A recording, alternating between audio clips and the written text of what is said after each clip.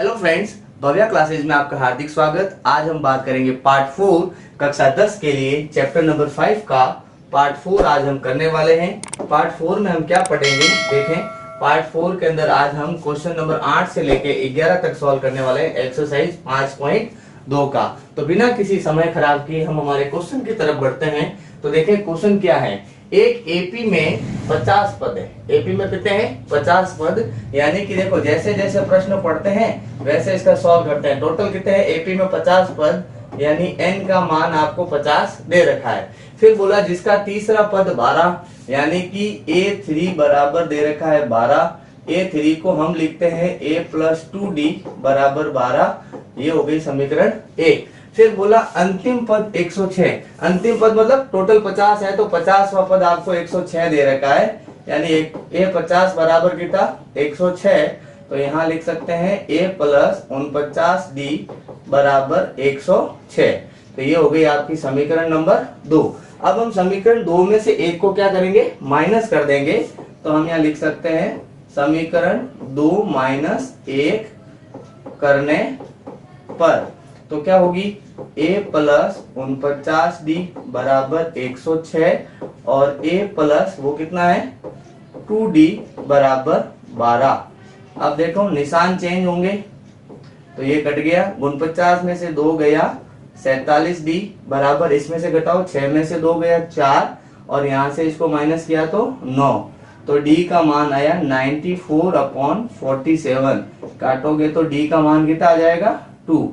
अब d का मान हम क्या करेंगे? समीकरण 1 में पुट कर देंगे। तो देखें d का मान समीकरण 1 में रखने पर समीकरण 1 क्या थी? a + 2d, d की जगह हम रख देंगे 2 बराबर में कितना? 12। तो a + 2 × 2 कितने हो गए? 4 बराबर 12। तो a का मान 12 - 4 यानी a का मान कितना आया? 8। तो इसने पूछा इसका 29वां पद। कौन सा पद पूछा? 29वां पद पूछा। तो 29वें पद को हम लिखते हैं a 29 यानी कि a + 28d। अब a का मान 8 है प्लस 28 × d का मान 2 है। तो क्या होगा? 8 + 2 8 है 16 का 6 हासिल 1, 2 दूनी 4, 4 और 1 5, 56 और 8 कितने हो गए? 64। तो आपके पास a 29 का मान कितना आ जाएगा? 64 आएगा और यही आपका क्या होगा? आंसर हो जाएगा। फटाफट इसका स्क्रीनशॉट ले लीजिए। फिर हम हमारे क्वेश्चन नंबर 9 की तरफ बढ़ते हैं। तो देखें क्वेश्चन नंबर 9 में क्या बोला? किसी एपी के क्या बोला अपने को? किसी एपी के तीसरे और 9वें पद आपको दे रखे हैं, है ना। तो देखो तीसरा पद का मतलब a3 a + 2d, ठीक है। ये a3 + 2d, a3 का मान कितना दे रखा है? 4 बराबर a + 2d। ये हमारा समीकरण 1। फिर बोला 9वां पद यानी कि a9 आपका क्या होता है? a + 8d। a9 की वैल्यू दे रखी है -8 यानी कि a + 8d। ये हो गई समीकरण नंबर 2। अब हमें क्या करना है? इसमें से इसको माइनस करना है। तो हम क्या करेंगे? समीकरण 2 - 1 करने पर क्या हुआ? हम समीकरण 2 - क्या करेंगे? 1 करने पर। तो देखें समीकरण 2 क्या है? a + 8d बराबर -8 और वो एक क्या है? a + 2d बराबर कितने? 4। तो अब देखें निशान चेंज हुए तो ये कट गया। 8 में से 2 गया, कितने बच गए? 6d। 8 और 4 दोनों मिलके हो गए 12 और d का मान हुआ -12/6 यानी d का मान कितना आया? -2। अब d का मान हम कहाँ रखेंगे? समीकरण नंबर 1 में। तो यहां देखें d का मान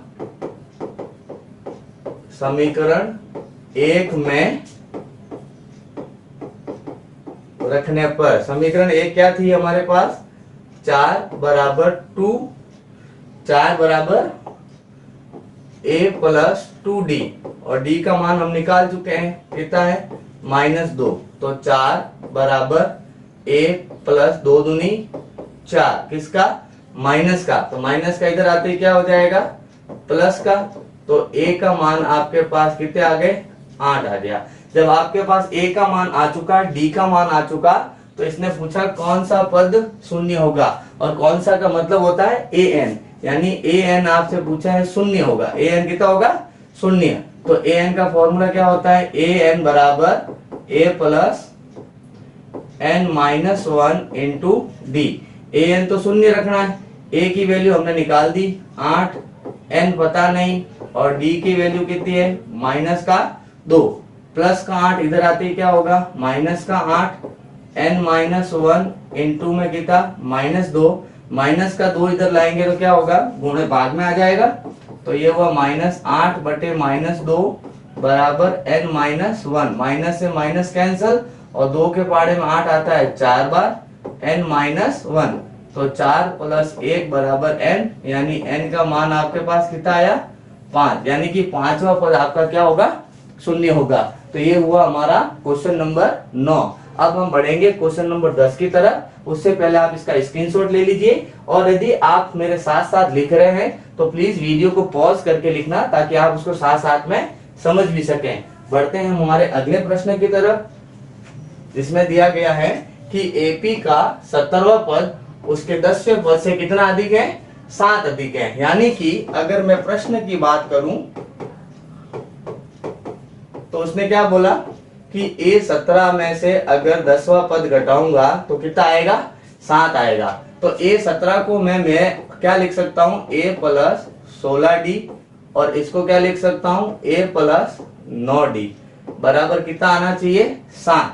तो देखें A plus 16D minus plus minus minus plus minus बराबर 7। A से A कट गया, 16 में से 9 गया तो कितने बच गए 7D बराबर 7। तो D का मान कितना आया 7 बटे 7, यानी D का मान कितना आएगा हमारे पास 1 आ जाएगा। क्लियर है। देखो सिंपल सा है कि आपसे 70वां पद बोला है, 10वें पद से कितना अधिक है 7, मतलब इसके पास इससे ज्यादा है, तो हमने इसमें से इसको घटा दिया, और बराबर में जितना अधिक था उसने हमने लिखा। इसको हम A प्लस 16D लिखते हैं और इसको A प्लस 9D लिखते हैं। अब यहाँ पे हमने इसको ब्रैकेट में डाला क्योंकि ये पहले से ब्रैकेट है, तो plus minus minus plus minus minus, A से A कट गया, 16 में से 9 गया तो बच गया 7, 7D बराबर 7, तो 7 उधर चला गया, आपके पास D का मान आ जाएगा। इस प्रश्न में कोई प्रॉब्लम नहीं होनी चाहिए। ये बहुत ही अच्छा और इंपॉर्टेंट क्वेश्चन है जो एग्जाम में कई बार पूछा जाता है। बहुत ही छोटा सा लेकिन 2 नंबर का प्रश्न ये आता है। देखें अगला प्रश्न क्या कह रहा है, एपी का कौन सा पद उसके 54वें पद से 132 अधिक है। यानी इसमें 2 सवाल पूछे, पहले आपसे पूछा 54वां पद क्या होगा, फिर उसमें 132 जोड़ो, फिर उसके बाद जब जोड़ोगे तो बताना है वापस अब n क्या बनेगा। यानी जो आपको एपी दे रखी है ये एपी, इस एपी के आधार पर a बराबर 3 और d होता है a2 माइनस a1। तो a2 का मान 15 माइनस 3, 15 में से 3 गया 12। अब आपको क्या पूछा उसने, n की वैल्यू हमें दे रखी है 54वां पद, तो n बराबर कितना 54। तो an का सूत्र होता है a plus n minus 1 into में d। तो देखें a का मान कितना 3 प्लस n का मान 54 माइनस 1 इंटू d का मान कितना 12। तो 3 प्लस 54 में से 1 गया 53 इंटू 12, तो 3 प्लस 12 36 का 6 हासिल 3, 12 पंजे 60, 60 और 3 कितने हो गए 63। इन दोनों को जोड़ा तो हमारे पास हुए 6 3 9। ये अपने पास कौन सा पद आया 54वां पद। अब इन्होंने बोला कि 54वें पद से 132 अधिक, तो अब ध्यान से सुनो, यहाँ पे हम लिखेंगे प्रश्नानुसार, प्रश्नानुसार 54वें पद से क्या होना चाहिए 54वां पद प्लस 132 अधिक। तो 54वां पद तो आया हमारे पास 6 3 9 प्लस 1 3 2, तो 2 और 9 11 का 1 हासिल 1, 3 3 6, 6 और 1 7, 6 और 1 फिर से कितने 7। तब ये पूछ रहा है ये अगर आपका क्या हो जाए an, तो n की वैल्यू क्या होगी। तो वापस फॉर्मूला तो वही लगेगा, an बराबर क्या होगा a plus n minus 1 into D. यहाँ लिखेंगे 7 7 1, a की वैल्यू 3 प्लस n हमें ज्ञात नहीं है, और d की वैल्यू कितनी है हमारे पास 12। प्लस का 3 इधर ले लीजिए तो माइनस में हो जाएगा n-1 इंटू में 12।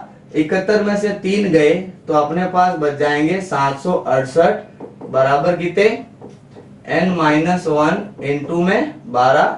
अब देखो 12 गुणे में है तो हम लेके आएंगे भाग में, तो 768 बटे 12 बराबर n-1। आगे तो कुछ बचा ही नहीं हमारे पास, ठीक है।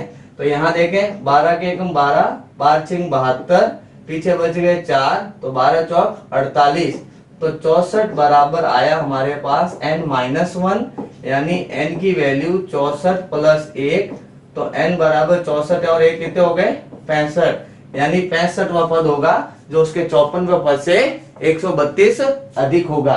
तो इस प्रकार आज हमने एक्सरसाइज 5.2 का हमारा 11वां सवाल खत्म किया। तो हम अगले वीडियो के अंदर 11 से आगे वाले प्रश्नों को करेंगे। तब तक आप बैठकर इनका रिवीजन कीजिए। मैंने जैसा कि आपको पहले ही बता रखा है कि आपके किताब में टोटल प्रश्न 431 हैं, तो रोज के अगर हम 6 क्वेश्चन भी करते हैं तो 431 में आप 30 मान लो, 6 का भाग दे दीजिए, 6 7 42, 1 बज गया, 6 कम 6, तो राउंड फिगर 70 से लेके 75 दिन के अंदर आपकी किताब में क्या करवा दूंगा कंप्लीट। इसीलिए मैं रोज के आपको 4 से 5 क्वेश्चन कराता हूं ताकि आप आराम से उसको प्रैक्टिस भी कर सकें और अपने स्कूल के होमवर्क के साथ साथ इसका रिवीजन भी कर सकें। तो बहुत जल्द मिलते हैं हम अगले वीडियो में अगले प्रश्नों के साथ। तब तक जय हिंद, जय भारत।